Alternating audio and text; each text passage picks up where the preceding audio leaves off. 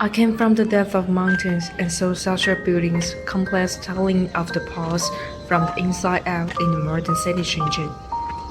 I am from Azhou. I found my hometown in a strange land.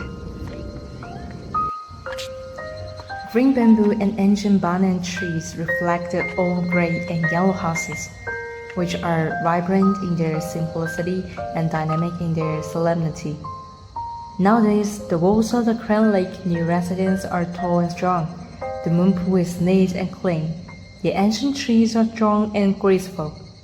And when people are in it, they suddenly feel as if they have traveled back into time and space, immersed in a tranquil and mysterious world. This is the Hehu New Residence in Longgang, where the large Thai houses are nestled among the tall new buildings, like a glass board enclosed, enjoying a good game. After nearly 200 years of wind and rain, people walk around the place where the Hakka ancestors came, and the hustle and bustle of those days can still be seen in front of their eyes. The Hakka Willow House is one of the 5 most distinctive houses in China, along with Beijing's Country Yard, Shanxi's Kiln, Guangxi's burial style, and Yunnan's Wanxi residential architecture. It is also known as the world's residential wonders. Nowadays, the Hakka people have come out of the closed willow house, out of the narrow mountain gate, into the wide world.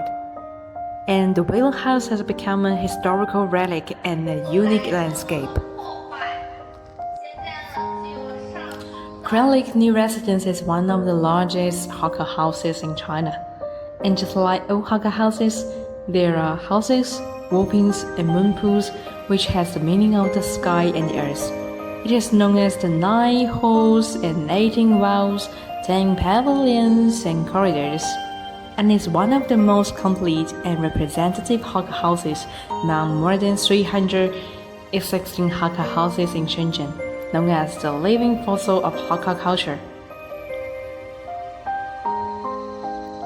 The stone flag on the main gate is engraved with the 4 characters Hehu New Residence, and the inscription reads Jiaqing in the 22nd year of the Jiaqing era, in the mid-autumn months of Dingzhou, which is the completion date of the inner enclosure of Hehu New Residence, that is 1817 AD, 206 years ago. Shenzhen Hakka has its own characteristics, which is closely related to the moving away the sea and border restoration in the 18th year of Shenzhen in the early Qing dynasty. In the early Qing dynasty, the policy of moving away the sea was implemented, and the coastal area of Shenzhen was directly affected. The whole population was moved away, and the ground buildings disappeared. In the 23rd year of the Kangxi era, a full-scale border restoration began. However, very few of the original inhabitants returned, leaving an opportunity for the Hakka to settle along the Guangdong coast. The Hakka of Shenzhen became the most successful new Hakka group in the policy. Among the indigenous people of Shenzhen, 60% are Hakka, and Longgang district is the main Hakka settlement in Shenzhen. Most of the Hakka ancestors in Longgang district of Shenzhen migrated from the major area, and more than 100 large and small Hakka huts scattered in Longgang district testify to the glory of the Hakka people in this area. The Hakka people migrated south on a large scale, gradually forming the Hakka culture. To distinguish themselves from the local people, the migrating inhabitants of the Central Plains call themselves Hakka, which means guest in Chinese.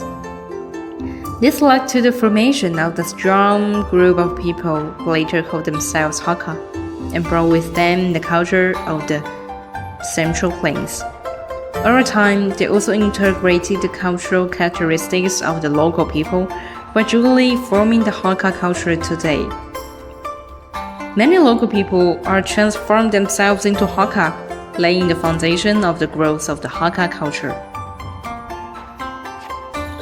The perseverance and wisdom of hardship made many Hakka people become the wealthiest clan at that time, especially the Law family of the Hehu New Residence, located in Hehu Village, Longgang Street. Hehu New Residence is one of the largest Hakka residential buildings in China, founded by Lo Ruifeng, a Hakka from Xining, Guangdong Province. Built during the Qianlong period of the Qing dynasty and completed in the 22nd year of the Jiaqing period after decades of the efforts by 3 generations. Although it has been exposed to the vicissitudes of the world for more than 200 years, the magnificent castle-like building, standing pale among the colorful residential houses like a silent elder, still retains its dignity. Surrounded by modern buildings, such short and gray-colored old-world houses even looks a little embarrassing. But he stood with his shoulders up in the upturned times, combining the ancient and modern, with the lamp slightly bright.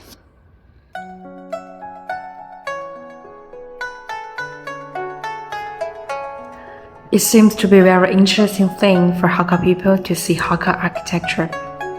Under a Hakka identity, we are able to reacquaint ourselves with Hakka things, with Hakka houses, with the involved Hakka dialect mixed with ancient sounds, and to recall where we came from, what we had, what we could not forget, and what we needed to find to give ourselves an identity.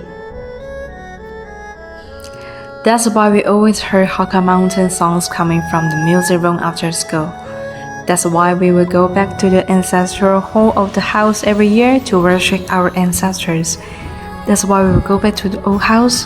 That's why we will go back to the lotus pond singing the nursery rhymes, moonlight, sentence by sentence.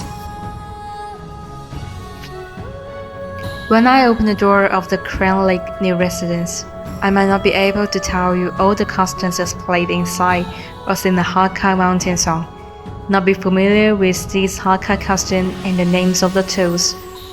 But the yellow clay walls, the faded wooden doors, the raindrops falling on the gray tiles, and the familiar and intimate accents from people's mouths always urge me to think about it and pass it on. More and more people are coming out of the Hakka circle houses. There are also more and more people can't forget and move back to them. No matter when and where we are, we will have a home.